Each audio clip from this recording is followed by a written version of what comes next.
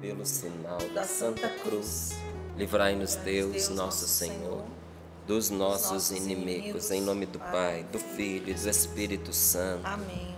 Amém. Rogai por nós, Santa Mãe de Deus, Para que sejamos dignos das promessas de Cristo. Amém. ouvindo o testemunho, eu digo, que diferença quando nós enfrentamos as situações pela oração. São as situações normais da vida, com as dificuldades que atingem a todas as pessoas. Mas a oração muda tudo, meus queridos. Eu sei que algumas pessoas ainda julgam dizendo assim, mas é como se as pessoas que estivessem com Deus, ou que fossem cristãs ou católicas, fossem beneficiadas, fossem privilegiadas, como se houvesse uma discriminação. Não, é só rezar, é só se achegar a Deus, porque Jesus abre os seus braços misericordiosos a todos que estão cansados, feridos, machucados, esmagados debaixo do peso da vida. O Senhor Jesus diz: vinde a mim, e eu vos darei o alívio, eu vos darei o descanso. O que é o descanso, o alívio para uma pessoa que está enferma, doente, senão a cura? O que é o alívio para a pessoa que está oprimida pelo erro, pelo pecado, senão o perdão? O que é o alívio para a pessoa que está sob risco de morte, senão que ela seja salva da morte agora e, sobretudo, da morte futura, da morte eterna? E só Jesus pode dar certas graças, certos benefícios a nós, não é? Então, a chegar-se a Deus de coração pela oração muda tudo.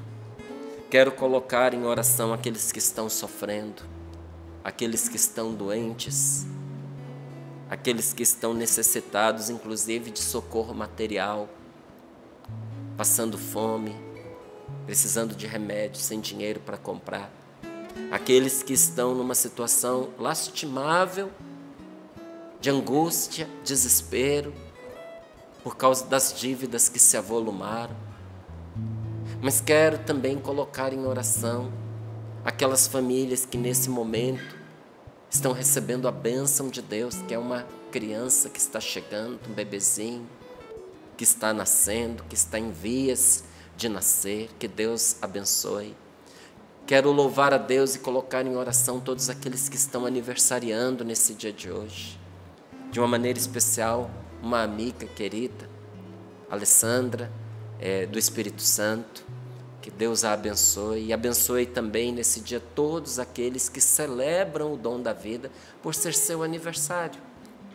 Mas independente de aniversário, louvado seja Deus que nos deu o sol que está lá fora, que nos deu a chance de respirar de novo. E vem a palavra de Deus ser fôlego para nossa alma. Escute o que diz o Senhor para nós, em Efésios capítulo 6, versículos do 1 ao 9. Diz assim: filhos, obedecei a vossos pais no Senhor, pois isto é de justiça. Honra teu pai e tua mãe. Este é o primeiro mandamento que vem acompanhado de uma promessa. Qual promessa? Honra teu pai e tua mãe, a fim de que sejas feliz e tenhas longa vida sobre a terra. E vós, pais, não provoqueis revolta nos vossos filhos. Antes, educai-os com uma pedagogia inspirada no Senhor. Escravos, obedecei aos vossos senhores deste mundo, como ao próprio Cristo, com temor e grande respeito e de coração sincero, não como quem serve somente sob o olhar de seu senhor, buscando agradar a seres humanos, mas como escravos de Cristo, fazendo de coração a vontade de Deus. Servi de bom grado como se estivesseis servindo ao Senhor e não a simples homens, sabendo que cada um, seja escravo ou livre, receberá do Senhor a paga pelo bem que tiver feito. Cada um receberá do Senhor a paga pelo bem que tiver feito. E vós, senhores, fazei o mesmo para com os escravos. Deixai de lado as ameaças, sabendo que o Senhor, Senhor deles e vosso, está nos céus e não faz acepção de pessoas. Palavra do Senhor. Graças a Deus. Graças a Deus. Filhos, obedecei a vossos pais no Senhor. Então não é qualquer obediência. Não é uma obediência interesseira, não é uma obediência por medo, não é uma obediência por obrigação. É uma obediência de quem, amando a Deus, quer agradar a Deus, quer agradar ao Senhor. Porque na quaresma é tempo de a gente converter o coração, de a gente se voltar para os necessitados, para aqueles que precisam. Só que tem que começar dos mais próximos. Só que tem que começar dentro de casa. E nesta palavra o Senhor está nos mandando olhar para os nossos pais. Obedecei aos vossos pais no Senhor, por causa de Deus, inspirados por Deus. Não é? É claro que quando o filho se emancipa, cessa essa obediência. Mas o que vem em seguida se mantém. Honra o teu pai e a tua mãe. Porque depois que o filho sai de casa para viver a própria vida e ele se sustenta, ele está liberado da obediência, mas nunca está liberado do respeito, do amor, da reverência, da honra ao pai, da honra à mãe. E diz aí a palavra que obedecer os pais, enquanto nós vivemos com eles dentro da própria casa, é uma questão de justiça. E isso agrada a Deus e é levado em conta de justiça para a nossa vida. Veja, para você ver o que é essa justiça. Abraão teve fé. E a fé que Abraão teve, a confiança que ele teve em Deus, foi levada em conta de justiça. E o que isso trouxe para Abraão? Trouxe vida longa. Trouxe posteridade, filhos e filhos abençoados para um pai idoso casado com uma mulher estéril. Deu a Abraão terras, um lugar para habitar neste mundo. E a presença do Senhor que jamais se afastou dele, porque foi justo aos olhos de Deus. Se você quer desfrutar também desta graça, o Senhor está lhe dizendo que é uma questão de justiça. Você obedecer aos seus pais, sobretudo você que vive com eles. Mas a todos nós há um mandamento acompanhado de uma promessa. Aliás, a palavra diz, é o primeiro mandamento acompanhado de uma promessa. Honra o teu pai e tua mãe. Para quê? Tem uma finalidade. Para que sejas feliz e tenhas longa vida sobre a terra. Qual é a promessa de Deus para quem honra o seu pai, para quem honra a sua mãe? Uma vida feliz e tenhas uma longa vida sobre a terra. Você quer ser feliz? Onde é que está a raiz desta felicidade? Começa dentro de casa, no seu amor, no seu respeito e na sua reverência a Deus, levando em consideração os seus pais. Isso vai trazer graça de Deus para você. Vai trazer bênção de Deus para a sua vida. vai trazer felicidade para você, independente do quanto você tenha se alegrado ou sofrido nas mãos dos seus pais. Porque tem muita gente que padeceu na mão dos pais. Porque às vezes o pai era ausente e a mãe era enferma. Muita gente sofreu na mão de pai e de mãe doente mentalmente. E doente psicologicamente. A pessoa era enferma e ninguém sabia. Precisava de tratamento. Quantas pessoas conviveram em casa com gente que tinha alteração de humor? De dia estava de um jeito, de noite estava do outro. Mesma hora que estava sorrindo, estava agredindo. Quantos filhos viveram com pai, com mãe, bipolares e não sabiam? Esquizofrênicos e não sabiam? Depressivos e não sabiam? E olha, a doença de um é sofrimento para todo mundo. Mas independente de você ter padecido nas mãos de um pai, de uma mãe, que de repente não foram presença para você, ou que foram a causa até de sofrimento por violência, por abuso, independente disso, por Deus, honra o teu pai e a tua mãe, porque isso vai ser um bem na tua vida. Por isso que a palavra de Deus nos diz para obedecer no Senhor. Porque às vezes, se você for obedecer na carne, por motivos meramente humanos, você não vai encontrar nenhum motivo para obedecer.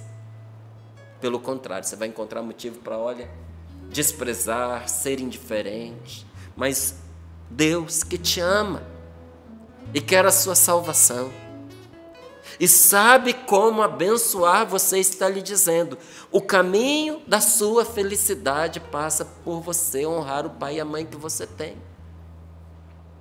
Pague o preço. E você não somente será feliz, mas terá uma longa vida sobre a terra. Mas o mesmo Deus que faz recomendação aos filhos, também tem uma recomendação para os pais: parem de provocar seus filhos. Parem de exasperar seus filhos. Pais, não irriteis os vossos filhos. Não provoqueis revolta nos vossos filhos. Porque do mesmo modo como nós irritamos, provocamos, levamos ao limite pessoas fora da nossa casa, pessoas dentro da nossa casa, nós podemos fazer isso com os nossos filhos também. E olha, tem muito jovem, muita moça, muita criança que carrega no coração uma ferida grande em relação aos pais. Por tudo que eu já falei: violência sexual, violência física, negligência, indiferença, desprezo, falta de amor. Às vezes a violência não é contra a criança, mas é contra a mãe na frente da criança. Gente, isso é coisa terrível. Isso deixa marcas para o resto da vida. Às vezes é agressão contra o pai na frente do menino, da menina. Por vezes é o abandono. Por vezes é um pai exigir do filho aquilo que ele não faz. Ele exige, mas ele não dá o exemplo. Olha, quantos de nós vimos situações assim, do pai e da mãe mandar o filho, inclusive, para a missa, mas eles não vão. Se arruma, se veste. Hoje é dia domingo, é dia de ir na missa. Vocês vão na missa, mas vocês não vão. Não estou perguntando, mas vocês é para ir. Só vai sair se for a missa. Entende? Ok. Você propor que o seu filho vá à missa, vá à igreja, é uma coisa boa. Mas deixa de ser boa quando o que você diz com as palavras você não mostra com a sua atitude. O que isso causa? Causa revolta, indignação, tristeza. As mentiras causam revolta nos filhos. Então a palavra de Deus nos diz: não provoqueis revolta nos vossos filhos. Inclusive quando a gente erra a mão e é severo demais na educação dos nossos filhos. Esses dias eu conversava com uma família e essa família me dizia: estamos colhendo os frutos do exagero no cuidado religioso com os nossos filhos. porque a gente obrigava a fazer as coisas na marra. A gente exigia a oração, a gente obrigava a rezar o terço, a gente obrigava a ir à missa, e só que eles perceberam que não houve uma pedagogia inspirada por Deus. Aí um se firmou, o outro adoeceu mentalmente, a outra se afastou de tudo, não aceita mais correção, não aceita mais se aproximar das coisas de Deus. Por quê? Porque trazer os filhos ao encontro do que é de Deus é mal? Não. A maneira como a gente faz as coisas, gente. Não basta fazer o que é certo, é preciso fazer o que é certo do jeito certo. E se você disser assim, mas Márcio, eu não sei se o jeito que eu estou fazendo é o jeito certo. Quando a gente faz o que faz por amor, a gente não erra. Porque quem ama não peca. Agora, quando a gente quer fazer o certo, mas usa atalhos porque a gente está cansado, porque dá trabalho acompanhar a pessoa, porque você já falou 1, 2, 3 vezes, você não quer falar de novo. Quando a gente quer se poupar ao trabalho e ter resultados, aí não é mais o amor que está governando aquela decisão que até no início era amorosa. Aí é o nosso cansaço, é o nosso conforto que está exigindo. Nessa hora a gente erra a mão. Quando a gente enfia um filho na igreja, não porque ele vai ter um encontro pessoal com Deus e o Senhor há de ser a salvação dele, mas para fazer vista para os outros, para fazer cena, para aparecer. Como é que imagina eu, missionário da Canção Nova, se os meus filhos não me acompanham em tudo, o que as pessoas vão pensar de mim? Então eu pego, vem cá moleque, pego pelo pescoço, você vai querendo ou não querendo. Não é porque eu estou preocupado com ele, é porque eu estou preocupado com o que os outros vão ver e vão falar. Gente, que me preocupa o que os outros vão ver e vão falar? Ou nós fazemos pelo bem da pessoa, ou os frutos negativos virão pela revolta, pela tristeza, pela angústia. Quando você vê, às vezes, os filhos muito rebeldes, sem querer ouvir falar de Deus, ou fazendo tudo o contrário, pode ter certeza que lá atrás houve um errinho aí no equilíbrio, ou para mais ou para menos, ou pelo desleixo ou pelo excesso. Não provoqueis revolta nos vossos filhos, mas antes educai-os com uma pedagogia inspirada no Senhor. Servos, empregados, obedeceis aos vossos senhores, aos vossos patrões deste mundo, às autoridades deste mundo, como se você estivesse obedecendo ao próprio Cristo, com temor e grande respeito e de coração sincero, não como quem serve somente sob o olhar do seu Senhor. Olha aqui, de novo, não como quem faz para aparecer, não como quem faz para ser visto, não como quem faz somente pela frente, buscando agradar a seres humanos, mas faça como servo de Cristo. Já que você tem que fazer mesmo, faz de coração. Faz como quem faz para agradar a vontade de Deus. Servir de bom grado, como se estivesse servindo ao Senhor Jesus e não a simples homens, sabendo que cada um, olha aqui como não está falando só de servo de patrão. Olha aqui como não está falando só de gente que está sujeita pela força, como é o caso de um escravo. Sabendo que cada um, escravo ou livre, você não é escravo, você é livre, mas essa palavra se aplica a você e a mim. Sabendo que cada um, escravo ou livre, receberá do Senhor a paga pelo bem que tiver feito. E vós, senhores, e vós, autoridades, chefes, patrões, pessoas que estão no comando, no governo, pessoas que têm uma autoridade de força, como é a autoridade militar, policial.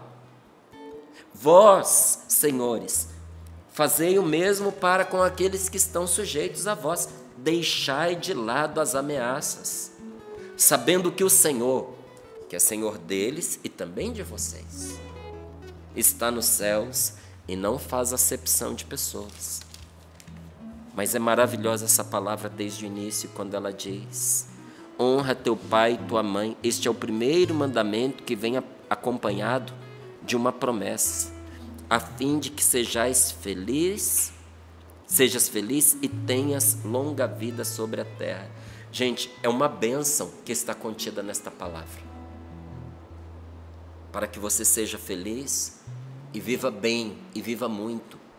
É uma bênção prometida, porque poderia ser uma promessa de coisa ruim também, mas é uma bênção garantida com força de uma promessa, ou seja, Deus está empenhado na sua palavra, garantindo que se você fizer a sua parte, impossível que Ele não faça a dele. E agora aqui um detalhe que muitos se esquecem: é uma bênção que também alcança o cônjuge, é uma bênção que também alcança os filhos, os netos. E eu vejo quantas pessoas sofrem nas suas famílias porque não conseguem entender que existem certas maneiras da gente se relacionar com a família do nosso cônjuge que se torna uma dor, um sofrimento e às vezes até uma maldição na vida da gente.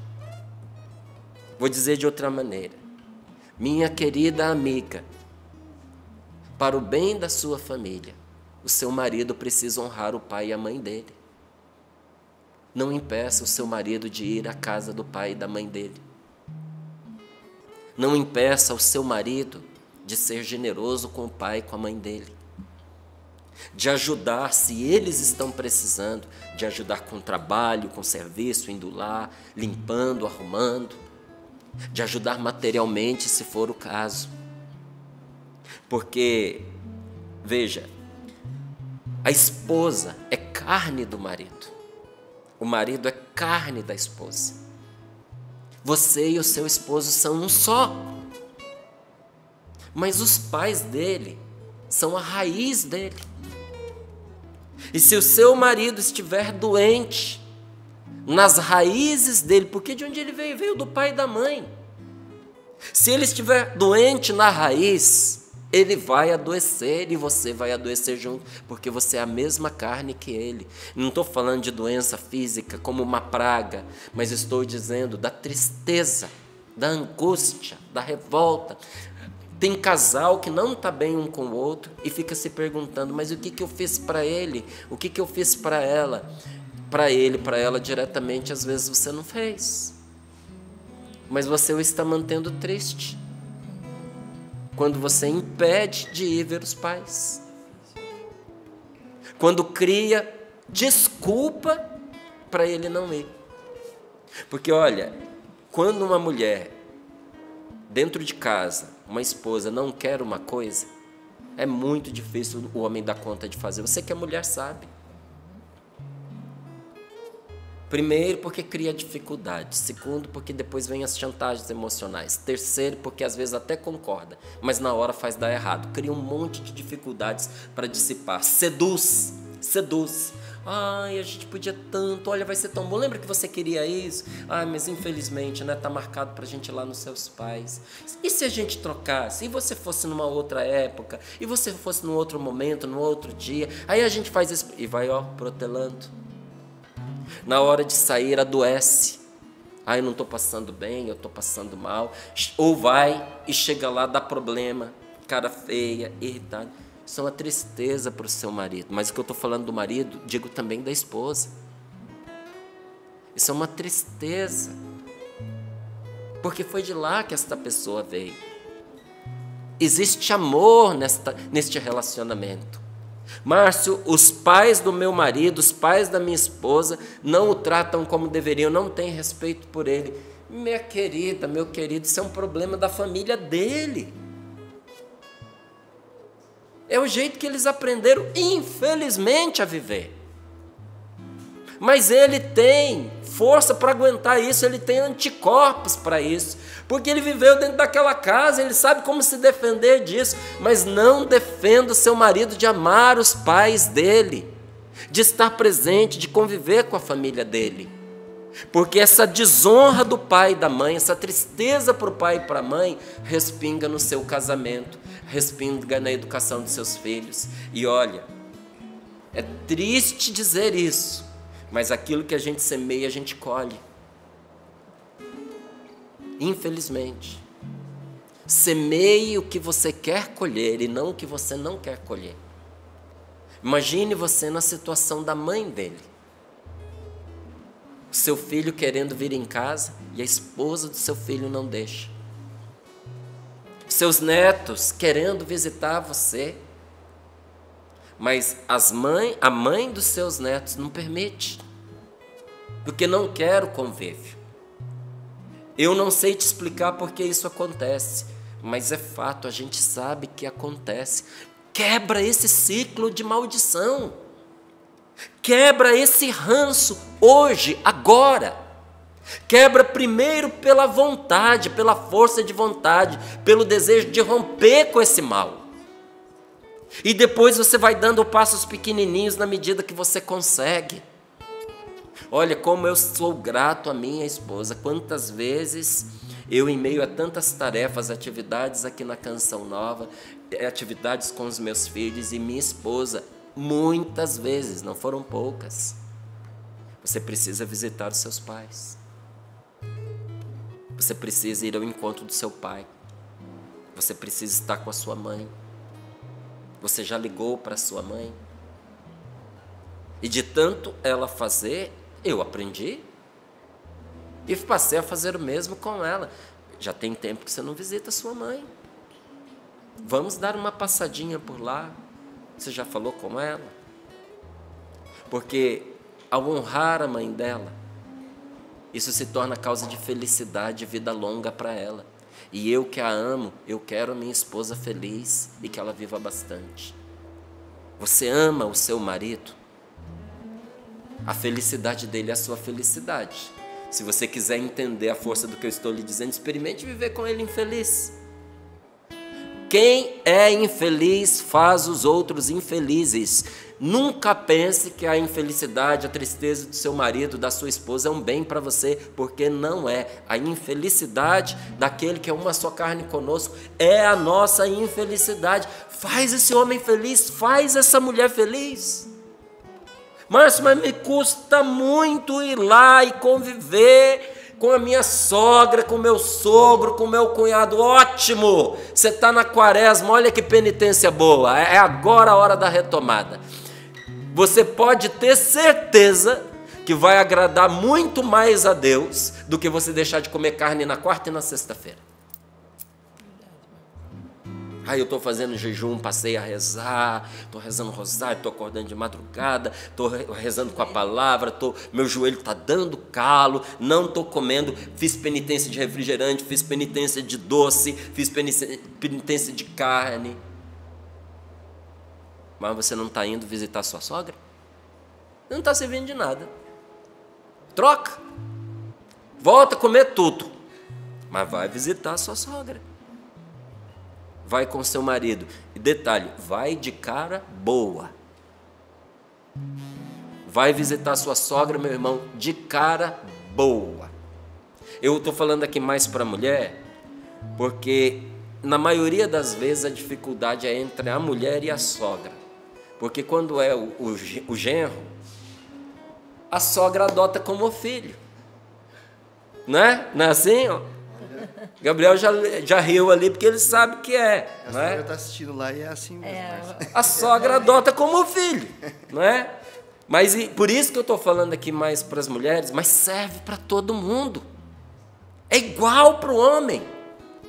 Vai de cara boa, não vai com aquela cara amarrada de quem está dizendo assim, eu estou aqui para cumprir preceito, eu estou aqui porque tem que ser, eu estou aqui porque eu sou cristão, então eu estou aqui porque a gente está na quaresma, você é a minha penitência. Olha lá, aí não vale.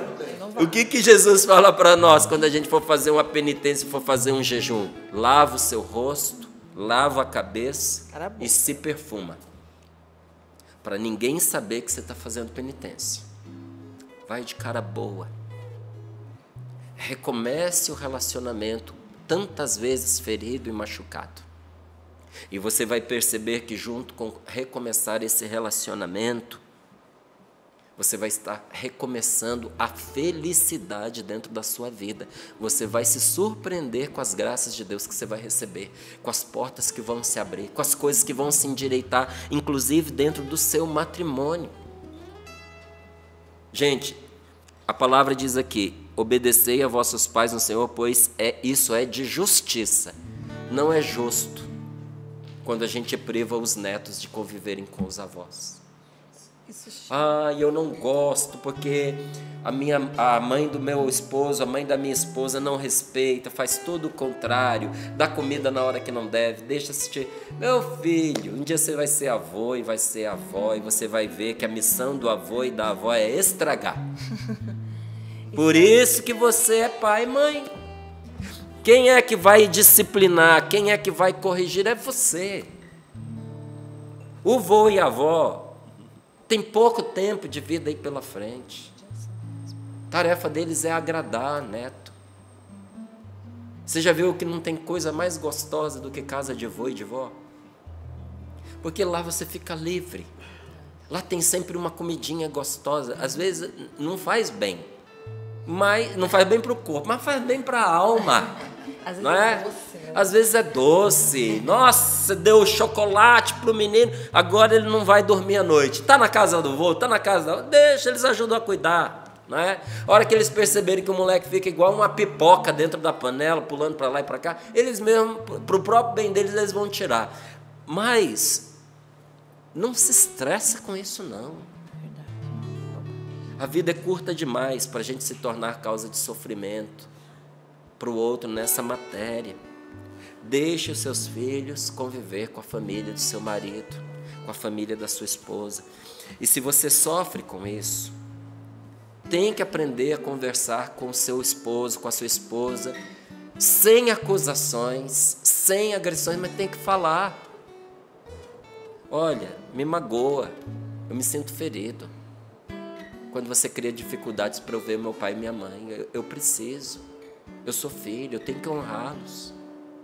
Eles precisam da minha ajuda. Falar com o outro. Se fosse você no lugar deles, como é que você ia se sentir? Se colocar no... Mas eu não gosto. Tá bom, como é que eu posso fazer para tornar menos difícil para você? Negocia. Negocia. Olha, o encontro entre duas famílias não é fácil. E lá em casa sempre foi negociado. Porque a gente não entrou no casamento sabendo como fazer. E o que eu e a Rose combinamos? No que diz respeito à minha família, você não precisa se manifestar, eu corrijo. No que diz respeito à sua família, você corrige. Eu não vou corrigir minha sogra. Ela é minha sogra, ela não é minha mãe. Eu falo para minha esposa. Falei, não gostei disso aqui. Quem tem que falar é a Rose. A Rose não corrige a minha família. Isso não diz respeito a ela.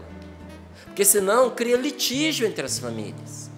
Quem tem que fazer esse papel? Sou eu. É a minha família, eu que tenho que falar. E olha, não tem que esperar o outro vir pedir para a gente falar.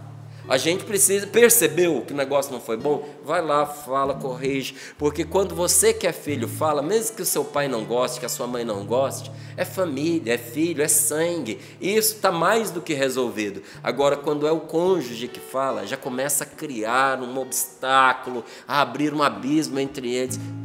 Se ajude. Eu queria poupar constrangimento. Você não poupa se você fizer assim. É melhor você, não é? Tem um ditado que diz assim: é melhor ele ficar amarelo do que eu vermelho. É melhor a outra pessoa, às vezes sendo corrigida por você, ficar com aquele sorriso amarelo, do que lá na frente você ficar vermelho de raiva. Então, corrigir as coisas, sabe? A palavra de Deus, ela é uma escola de amor para nós. E quem ama, guarda. Quem ama, protege. Mas não sufoca. Quem ama, liberta, não quer se apoderar da pessoa. Deus faz isso com a gente. Olha, Deus nos ama, nós somos dele, mas ele nos deixa livres, inclusive para a gente se perder se a gente escolher isso, se a gente quiser. E eu faço isso com os outros, ou eu quero que a pessoa seja exatamente o que eu determinei que ela seja? O amor faz a gente ser de Deus, gente, e faz a gente permanecer em Deus. Quando você ama os parentes do seu esposo, da sua esposa, você permanece em Deus por causa desse amor. E eu lhe digo isso, que você que não é casado, saiba que um dia você vai se casar com um marido, ou que você vai se casar com uma mulher, mas não só. Você vai se casar com a família dele e com a família dela. Por isso que é muito importante, você que quer casar, namora bem, convive antes, visita a casa da futura sogra. Visita a casa do futuro sogro. E quando você olhar para a sua sogra bem bonita, lá num cantinho da casa, você olha e diz assim: eu vou casar com ela. Eu vou casar com ele. E você vai poder medir as suas forças e perguntar assim: eu tenho condições de aguentar essa pessoa? Que se você não tiver, é melhor você escolher outro marido, melhor você escolher outra esposa, porque a família dele vai se tornar a sua, e a família dela vai se tornar a sua. E se você honrar esse pai e essa sua mãe como se fossem seus, Deus vai permanecer com você em tudo que você faz. O amor de Deus não é um sentimento que passa, gente. É um refúgio onde nós podemos ficar e morar. Esse amor que você der vai se tornar uma proteção para você em todas as ocasiões da sua vida. Nem mesmo Satanás vai conseguir acessar você. Tamanha proteção de Deus na sua vida, porque o amor é um abrigo. Eu quero morar no amor de Deus, porque ali o inimigo não pode me alcançar, não pode. Mas para isso Jesus indica a condição: honrar teu pai e tua mãe. Este é o primeiro mandamento que vem acompanhado de uma promessa, a fim de que sejas feliz, ou seja, que a sua felicidade não seja destruída, atacada, espizinhada pelo mal, pelo maligno, e a fim de que tenhas vida longa. Então veja, é uma garantia de saúde interior, felicidade, e de saúde física, vida longa. A proteção de Deus é para dentro e para fora. Se observardes os mandamentos do Senhor, ele diz: permanecereis no meu amor. Para permanecer no amor de Deus, eu preciso passar esse amor adiante. Não tem outro jeito. Eu preciso amar aquele que está mais próximo de mim. Não adianta eu querer escapar desta luz de Deus, dessa orientação de Deus para mim, arremetendo o meu amor para aqueles que estão distantes. Quando, na verdade, Deus está olhando a maneira como eu trato meu sogro, meu genro, meu primo, meu tio. O amor de Deus tem uma característica interessante e curiosa, gente. O amor de Deus, ninguém pode desfrutar dele sozinho. A pessoa que quer se sentir amada por Deus, na solidão do seu isolamento, não vai conseguir. Porque no amor de Deus opera uma regra: é dando que se recebe. Então quem se fecha para aqueles que precisam, também se fecha para o amor do Senhor, que deixa de agir na pessoa. O amor de Jesus precisa ser para nós o espelho no qual nós olhamos para a gente fazer igual. Precisa ser o retrato que nós queremos seguir. Precisa ser o modelo a ser adotado. O amor de Jesus não quer se apoderar, como muitas vezes o nosso amor faz. Porque a gente tem um amor ciumento, um amor de posse, um amor que não liberta, um amor que mata. Vou contar aqui uma coisa e aí a gente vai rezar. Quando eu morava em Brasília, passavam uns carros na rua trocando garrafa de cerveja, garrafa de barecola, não é? Garrafa daqueles refrigerantes que vinha engarrafado igualzinho de cerveja. Tinha um monte, várias marcas deles lá. E eles trocavam 4 garrafas em troco de um pintinho, filhotinho da galinha. E eram uns pintinhos lindos, amarelinho, rajadinho, tá? Nossa, a gente juntava aquelas garrafas porque a gente queria ter um bichinho daquele. E quando a mãe da gente vinha, a casa já era um galinheiro. E as garrafas que eram lixo, a gente corria, trocava, voltava com os pintinhos para casa. Para nossa alegria e desespero dos nossos pais. Né? Porque aquele bicho dentro de casa faz cocô em tudo enquanto é canto, não tem jeito e cresce. Não fica pintinho, cresce. E um sobreviveu, porque os outros morreram. Né? Criança cuidando, imagina. Que será? E a gente tinha ali um carinho por aquele pintinho que virou um franguinho, a gente chamava de cut. A gente tinha um carinho por aquele cut. E carregava aquele frango debaixo do braço, jogava o frango para cima, agarrava o frango. O frango não tinha oportunidade de estar no chão, porque ele saía de uma mão para outra e assim foi. Até que um dia estava muito frio. E eu fiquei de cobrir o cut. Então peguei ele, embolei ele todinho, um monte de roupa suja, para ele dormir quentinho, porque ele não, toda hora ele estava andando pela casa e incomodava a gente dormir. Como o cut escapasse, eu resolvi melhorar o pacote. E no final dei um laço. Nossa. Foi a última noite do cut. Era tanto amor que matou o bicho, sufocado. Bem que eu notei que ele parou de piar. Gente, tem amor que sufoca. Às vezes a pessoa está fugindo de você porque você está a ponto de matar o cut. Sabe? Você já deu o laço. Se você sufocar as pessoas, elas vão fugir de você. Quem ama sabe libertar. E olha, libertar para conviver com a família é algo que a gente nem precisava falar. Você não concorda? Pede a Deus a força. Toma a decisão de retomar isso agora. Vai ser um bem para você.